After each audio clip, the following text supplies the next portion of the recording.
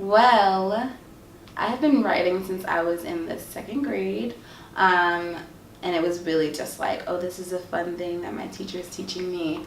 But when I knew that it was something that I was going to take seriously was, you know, in high school, where it became like, this is like my coping mechanism. This is how I'm going to be able to process my grief.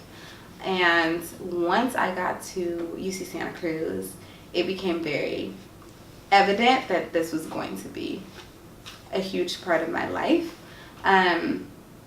because I began traveling and performing and doing all of those things a lot more. And as far as writing off the page, or specifically outside of performance, it was writing my thesis, and like going through the process of like, wow, I'm gonna publish a book, or I'm gonna do something vastly different from just performing.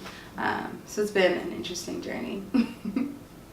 I love to write about my lived experiences. I love to write about Richmond and what it's been like being a young person growing up in this community, and then I write about what's happening globally, just because it has an impact on us. And more recently, I've been challenging myself to write about my different griefs and traumas, and utilizing it as a genuine way to process what's happening, instead of writing about it and being like, all right, I'm done, I don't want to talk about it anymore. So really, like, how am I utilizing it to tell my story, so that other folks experiencing something similar can breathe, can hear, like, all right, like, somebody is experiencing this and they're pushing forward, so let me get along with that.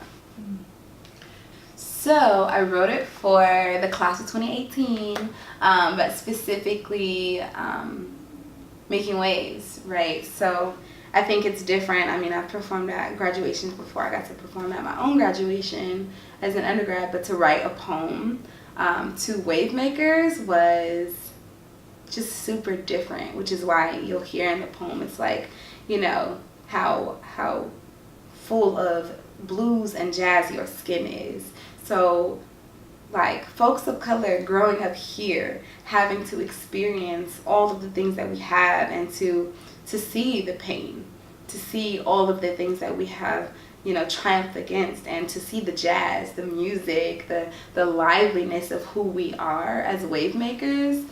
Think about our affirmation. How many times we have to say the affirmation and we would be annoyed, but like thinking about how all of those things are actually manifesting, that's what I think about. So writing that poem was such an exciting experience, because it was the first time that I was really able to pay homage to not only my fellow students and wave makers, but the people that have co-created this space, that made it a family. Writing that poem was such an amazing experience, and that it was finally my way of saying thank you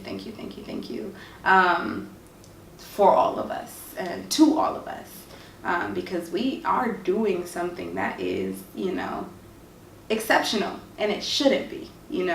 Everybody should have this opportunity, and I think Making Waves is normalizing that. Like, no, this is just what it is. This is what we get to do, right along with everybody else. And so, the poem is really just like, thank you for normalizing success for us, Richmond,